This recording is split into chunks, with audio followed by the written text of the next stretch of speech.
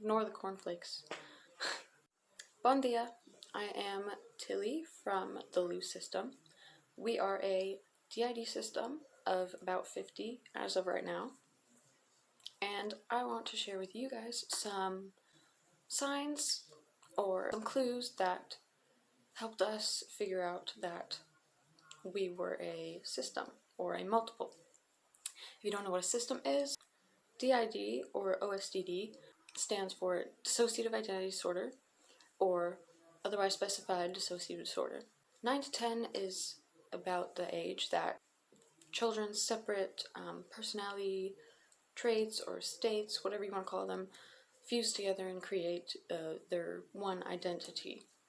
And a DID or OSDD system occurs when a child, prior to having those states of self fuse, experiences significant amount of trauma that can cause the brain to dissociate enough to cause amnesic walls between these separate personality states, which causes them to then develop separately into separate identities, resulting in a system. The opposite of a system is a singlet. Singlets are just people whose brains didn't develop those amnesic walls between personality states, so they fused into one identity. Now, this is not to say that singlets never experience childhood trauma. Some people's brains decide that the way that they are going to survive is to create these separate identity states. Some people's brains just don't do that, and then they end up just being one singular person. So, now that we've got the basics out of the way, here are some signs that helped us realize that we are multiple. We started suspecting that we were multiple 7th grade or so. For us, it took us 3 years after initially finding out that we have DID for all of us to learn that we have DID because of these amnesic walls. Someone with amnesic barriers can know something one moment, and then the next moment it's like it never happened because of those amnesic walls. So one of the first signs that helped us realize there were like whole sections of memory that we couldn't remember sometimes, depending on which alter is fronting, meaning being in control of the body at the time, being the most conscious. So there would be some days where we knew we were a DID system, and then the next day or the next moment we could totally forget. And so that was one of the first kind of signs that something was up, was that a whole situation that happened, one moment we wouldn't even remember it existed. Another thing is that we didn't like the same things all the time. So there would be days where, let's say, we would really love drawing, and then maybe the next day or the next moment we wouldn't care about drawing at all. It would be too boring or whatever. Or let's say one day we really love banana bread, and then the next day or moment we absolutely hate it, can't stand it. It would make us sick. Our likes and dislikes changed from moment to moment, day to day. So that was another sign. The next sign that I'm going to talk about is sort of a little one. We didn't have the same style from day to day, or so maybe in the morning we dressed like more masculine with like dark colors, maybe, and maybe in the afternoon of that same day we'd be like, ugh, I don't like this outfit at all, and we'd have to go and change into like rainbows. It was just that constant fluctuation in how we presented or how we felt like we wanted to present. Another sign that we were a system is that we don't have the same level of skills from day to day or moment to moment. And this is kind of a big one because it can affect a lot in someone's life. Whatever you choose to do in your life is based around what you can do and what you have the skills and ability to do. Almost everything you do has something to do with your skills, right? But for a system, you don't have the same skills from day to day or moment to moment. So let's say one moment you're really good at cooking, you know exactly what spices to use, you can feel it, You just got that instinct, and then another day you try to make the same thing, and you don't have that same feeling of what to put in it. Or let's say you're really good at drawing one day. You can effortlessly bust out a portrait or something like that. And then the next day or 2 hours later, you can't even draw a box, you know? So little things like that is really a big sign, because singlets have a consistent set of skills or things that they're good at. It's always consistent for singlets. Another sign, which is also kind of a big one, is that we didn't like the same people all the time. Maybe one day you really want to hang out with this one friend and you really get along with them, you really vibe with them, you can communicate really good, and then another day it's like you don't even want to talk to that person, or they're so annoying that you can't stand to be around them or look at them. That's another one. Different people don't like the same person all the time, obviously. So naturally, each alter isn't going to like the same people all the time. And that makes it really difficult to have relationships as a system, because you can feel totally about this person one moment, you can feel so in love with them, you can feel like you want to just be around them all the time, but then the next, you wish you never got with them, or they're so annoying, or they're gross, or you just don't vibe with them anymore. And that was really confusing and really difficult for us, because that caused a lot of problems in our life. Certain alters wanting to date one person, and then other alters knowing that that person is toxic or not liking them for whatever reason.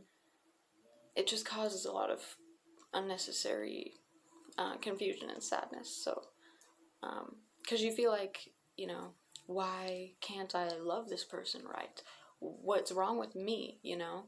Why do I not feel like I should feel about this person all the time? But that's just a normal thing for systems. When you have a group of people, that group of people is not going to all be in love with the same one person, you know? So it's no different with systems. So yeah, that's another one. Not liking the same people all the time. Another sign, kind of a little one, we couldn't remember our reasoning for things sometimes. Let's say, like, you make a big change in your life, and you have, like, really detailed reasoning for it. You could explain it in detail to anyone that asks, but then another moment, you're like, why did I do that? What was the point of that? Or if somebody asks you why you did something, or why you feel a certain way about something, you can't really explain at the moment. Another example of this would be you, let's say, like, you make a big decision, and then later on, you really regret it, or you feel guilty about it, or you feel like, man, was that the right thing to do? You know, like, should I have done that? That was another sign. Because obviously, if somebody else in your life makes a choice, you aren't going to always know or remember why they did that, or their reasoning behind it, or their thought process. Same with alters. Another sign is that we had, like, different groups of memories.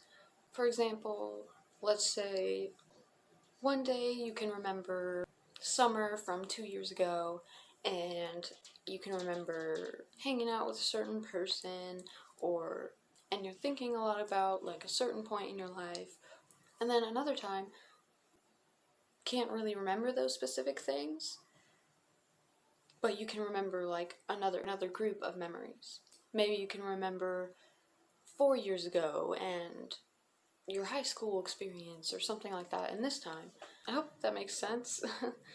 But there's, like, different groups of memories, you know?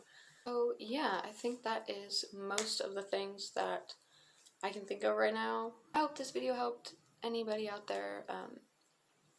Maybe it can help you realize that you are a system. And one last thing here, I just want to say, diagnosis. A lot of systems on the internet make a point to say, oh, by the way, I'm diagnosed, or I'm a diagnosed system. I absolutely do not approve of this. None of us do. This is very damaging, very harmful, very ostracizing, and very othering to everyone who is a system. I just want to say, it doesn't matter if you're diagnosed or not. It doesn't matter if you get a diagnosis or not. I don't even see a point in diagnosis. I think that it is silly to claim that you're only valid if some old dude in a white lab coat checks off some things on a list and then hands you a paper. You know, that doesn't change who you have been this entire time. That doesn't change anything about your life or who you are.